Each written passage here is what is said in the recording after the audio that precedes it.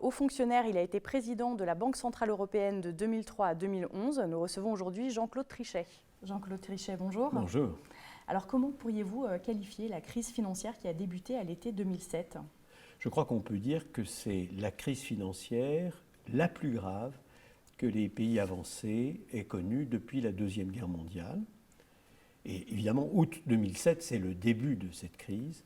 Mais je crois qu'on peut aussi dire que ça aurait pu être la crise la plus grave depuis la Première Guerre mondiale. C'est-à-dire que s'il n'y avait pas eu des mesures extrêmement audacieuses et courageuses prises par les banques centrales, prises par les gouvernements et les parlements, on aurait eu une très grande dépression, peut-être pire que celle de 1929-1930. Il faut bien avoir ça en tête. Nous avons vécu, et nous vivons encore d'une certaine manière, une crise gravissime qui a été, pour les pays avancés, l'équivalent des crises successives que nous avons connues dans les pays émergents, en Amérique latine, en Afrique, dans le Proche-Orient et en Asie. Donc, crise mondiale des pays avancés. Le 15 septembre 2008, la banque d'investissement Lehman Brothers se déclarait en faillite. Vous étiez à ce moment-là président de la Banque centrale européenne. Pouvez-vous nous raconter ces quelques jours historiques ? Ce week-end, d'une certaine manière historique, puisque c'est le samedi et le dimanche que nous étions, et j'étais moi-même en contact permanent avec mes collègues américains essentiellement, mais aussi dans le reste du monde, pour prendre la mesure de ce qui était en train de se passer et pour voir si et comment on pouvait essayer d'éviter cette crise très grave. Au total, comme vous le savez, le dépôt de bilan de Lehman Brothers a été le détonateur du, à mes yeux, deuxième épisode de la crise mondiale. Le premier épisode étant une crise de turbulence financière d'août 2007 à septembre 2008. À partir du 15 septembre 2008, on a donc eu ce que j'appellerais une menace grave et immédiate d'effondrement de l'ensemble du système financier dans les pays avancés, avec toutes les conséquences que cela a eues dans le domaine de l'économie réelle, c'est-à-dire du monde non financier. Donc crise gravissime, prouvant une fragilité de l'ensemble du système, dans les pays, du système financier et de l'économie réelle dans les pays avancés, qui s'est avérée franchement dramatique. À quoi aura finalement servi cette crise financière ?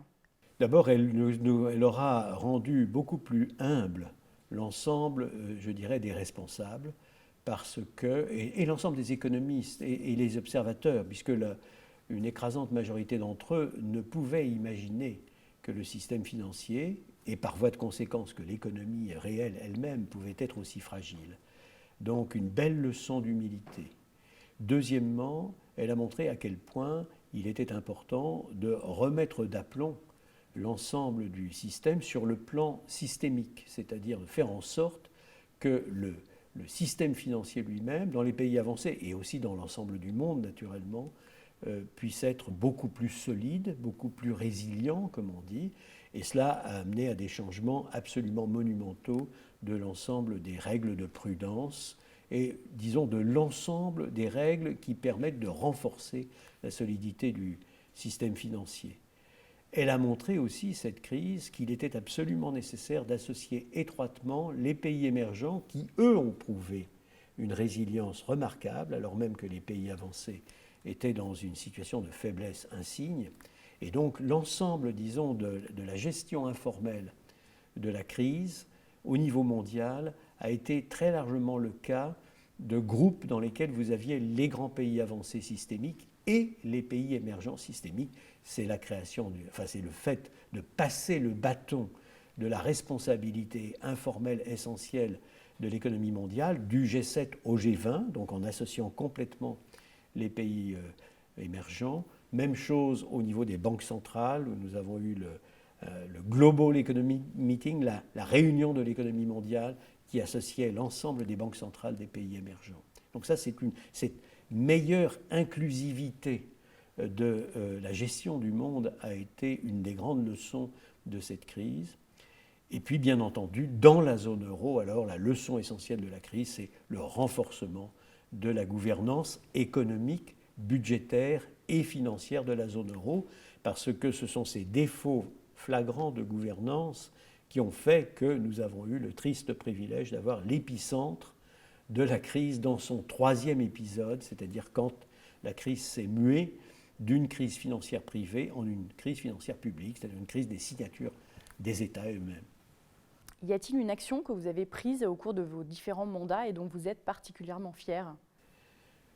Je crois que la fierté n'est pas peut-être appropriée de mon point de vue pour une banque centrale. Disons qu'il y a des moments qui sont particulièrement exigeants.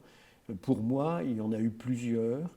Certainement le 9 août 2007, quand nous avons vu notre marché monétaire au niveau de l'ensemble de la zone euro être très profondément affecté, perturbé, presque inexistant.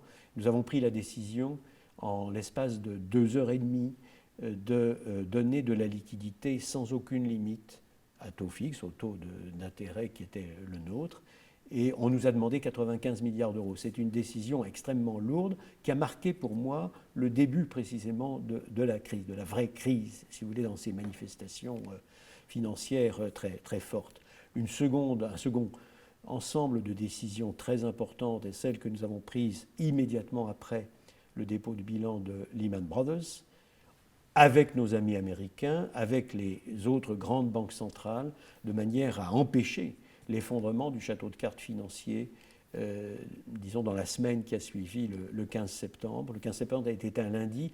C'est dès le jeudi que nous informions le monde entier que nous avions un système de défense au niveau de la liquidité dans l'ensemble du monde pour empêcher précisément cet effondrement du château de cartes. Et puis il y a eu pour moi 2 autres moments extrêmement importants.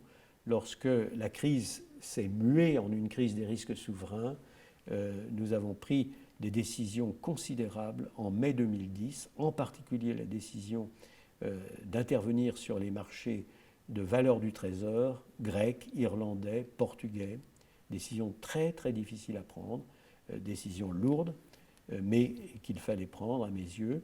Et puis un dernier moment extrêmement grave aussi a été celui d'août 2011, où nous avons eu un déclenchement de la crise gravissime en Italie et en Espagne. Au total, nous avions 40% de la zone euro qui était en situation de stress extrêmement grave et dans des conditions d'extrême rapidité. Pendant un week-end, j'ai été conduit moi-même à écrire au Premier ministre italien, à écrire au Premier ministre espagnol, à observer ce qui se passait au niveau de la politique macroéconomique dans ces pays pendant le week-end, et notamment les inflexions que leur gouvernement apportait à la politique macroéconomique. J'ai été en contact permanent dans ce week-end avec les autres grands pays, les autres pays de la zone euro, y compris l'Allemagne et la France, et nous sommes intervenus le lundi sur les marchés de valeurs du trésor italien et espagnol. Vous voyez, je cite comme ça, en répondant à brûle pour point à votre question, 4 moments extrêmement importants. Mais je dirais, dans les périodes normales, toutes les décisions sont difficiles à prendre parce qu'il faut toujours raisonner quand on est un banquier central à moyen-long terme, savoir que les décisions que l'on prend aujourd'hui ont des conséquences très importantes ultérieurement et surtout ne pas être prisonnier de considérations de court terme. Lorsqu'en plus on a une crise qui se trouve être la crise la plus grave depuis la Deuxième Guerre mondiale et peut-être depuis la Première Guerre mondiale, on a un élément supplémentaire de difficulté, si vous voulez, parce que l'appréciation de la situation elle-même ne vous est pas donnée naturellement par vos outils traditionnels, et notamment par les outils économiques, les modèles traditionnels. Et donc, il faut vraiment se faire un sentiment aussi juste que possible sur la vraie nature des événements imprévus et, en tout cas, compte tenu de l'état de l'art sur le plan économique, imprévisible avant que vous avez en face de vous. Et à vrai dire, les 4 moments que je viens de citer sont des moments qui coïncident avec la crise. Alors vous avez entre autres une formation d'ingénieur. Pensez-vous que le système financier bénéficie de la présence d'ingénieurs? D'une manière générale, je crois que nous sommes dans une économie en voie de transformation extrêmement rapide, sous l'influence majeure, évidemment, de la science et de la technologie. Et donc, la science et la technologie nous animent. Ça ne veut pas dire que seuls les ingénieurs peuvent occuper les fonctions de responsabilité, mais ça veut dire qu'effectivement, tous les responsables doivent certainement être extraordinairement conscients du fait qu'en dernière analyse, la science et la technologie nous animent profondément nos économies. Depuis la révolution industrielle, les étapes successives sont des étapes techniques, technologiques, scientifiques avant tout. Et la science pure, d'ailleurs, revêt de plus en plus d'importance, comme on le sait bien. Je suis ici un peu technique. Le branchement, si je puis dire, des cerveaux qui sont ici sur l'économie est absolument essentiel dans toutes ses dimensions, aussi bien sa dimension technologique, aussi sa dimension de management, bien sûr. Vous parliez de prise de décision. Quel serait le conseil que vous souhaiteriez prodiguer aujourd'hui aux jeunes polytechniciens? Écoutez, je leur dirais, préparez-vous à vivre au cours de votre vie des événements très imprévus, très imprévisibles dans tous les domaines. Dans le domaine de l'évolution de la société, dans le domaine de l'évolution de l'histoire des hommes, dans le domaine de la géostratégie, et évidemment dans le domaine de la science et de la technologie. Moi, quand j'étais moi-même sur les bancs des écoles, il n'y avait pas d'ordinateur au sens d'aujourd'hui. Quand j'ai commencé à être très jeune économiste, j'avais une machine Olivetti électromécanique qui me calculait des régressions des moindres carrés en faisant tchong, tchong, tchong, tchong, tchong, tchong. Ça paraît, pour moi, si vous voulez, le monde dans lequel nous vivons aujourd'hui me paraît d'être un monde de science-fiction. Parce que j'utilise tous les jours des smartphones qui étaient en fait de la pure science-fiction quand moi-même j'apprenais les mathématiques et la physique. Et la cosmologie, depuis mon éducation, lorsque j'étais sur les bancs des écoles moi-même, nous n'avions pas le sentiment que le Big Bang était plus probable que le Steady State. Nous n'avions pas encore repéré, si je puis dire, le rayonnement universel à 3 degrés Kelvin.